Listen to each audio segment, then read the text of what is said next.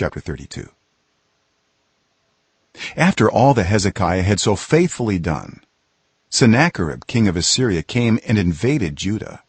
He laid siege to the fortified cities, thinking to conquer them for himself. When Hezekiah saw that Sennacherib had come and that he intended to wage war against Jerusalem, he consulted with his officials and military staff about blocking off the water from the springs outside the city, and they helped him. They gathered a large group of people who blocked all the springs and the stream that flowed through the land. "Why should the kings of Assyria come and find plenty of water?" they said. Then he worked hard, repairing all the broken sections of the wall and building towers on it. He built another wall outside that one and reinforced the terraces of the city of David. He also made large numbers of weapons and shields. He appointed military officers over the people and assembled them before him in the square at the city gate and encouraged them with these words: "Be strong and courageous. Do not be afraid or discouraged because of the king of Assyria and the vast army with him, for there is a greater power with us than with him. With him is only the arm of flesh, but with us is the Lord our God to help us and to fight our battles." And the people gained confidence from what Hezekiah the king of Judah said. Later, when Sennacherib king of Assyria and all his forces were laying siege to Lachish, he sent his officers to Jerusalem with this message for Hezekiah king of Judah and for all the people of Judah who were there: "This is what Sennacherib king of Assyria says. On what are you basing your confidence that you remain in Jerusalem under siege? When Hezekiah says, 'The Lord our God will save us from the hand of the king of Assyria,' he is misleading you to let you die of hunger and thirst. Did not Hezekiah himself remove this God's high places and altars, saying to Judah and Jerusalem, 'You must worship before one altar and burn sacrifices on it'? Do you not know what I and my predecessors have done to all the peoples of the other lands? Were the gods of those nations ever able to deliver their land from my hand? Who of all the gods of these nations that my predecessors destroyed has been able to save his people from me?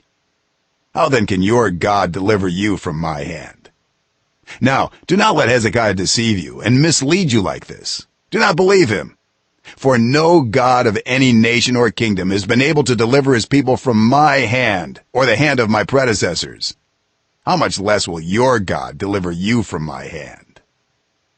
Sennacherib's officers spoke further against the Lord God and against his servant Hezekiah. The king also wrote letters ridiculing the Lord, the God of Israel, and saying this against him: "Just as the gods of the peoples of the other lands did not rescue their people from my hand, so the God of Hezekiah will not rescue his people from my hand."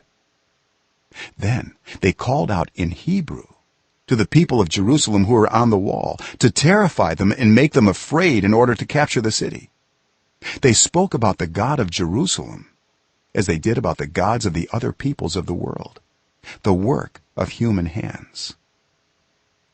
King Hezekiah and the prophet Isaiah son of Amoz cried out in prayer to heaven about this, and the Lord sent an angel who annihilated all the fighting men and the commanders and officers in the camp of the Assyrian king. So he withdrew to his own land in disgrace, and when he went into the temple of his God, some of his sons, his own flesh and blood, cut him down with the sword. So the Lord saved Hezekiah and the people of Jerusalem from the hand of Sennacherib king of Assyria and from the hand of all others. He took care of them on every side. Many brought offerings to Jerusalem for the Lord and valuable gifts for Hezekiah king of Judah. From then on he was highly regarded by all the nations.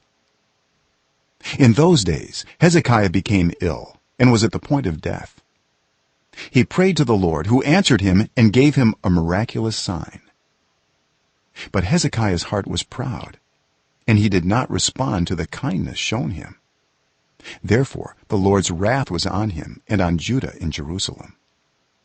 Then Hezekiah repented of the pride of his heart, as did the people of Jerusalem. Therefore the Lord's wrath did not come on them during the days of Hezekiah. Hezekiah had very great wealth and honor, and he made treasuries for his silver and gold, and for his precious stones, spices, shields, and all kinds of valuables.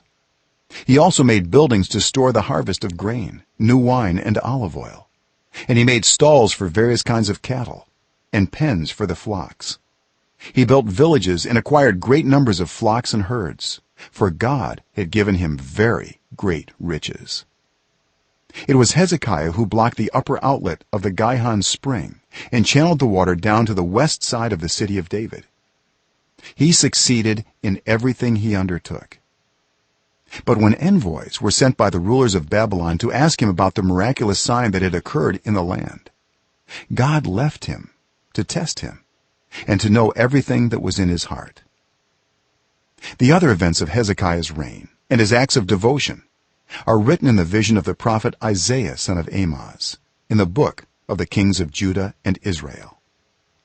Hezekiah rested with his ancestors and was buried on the hill where the tombs of David's descendants are.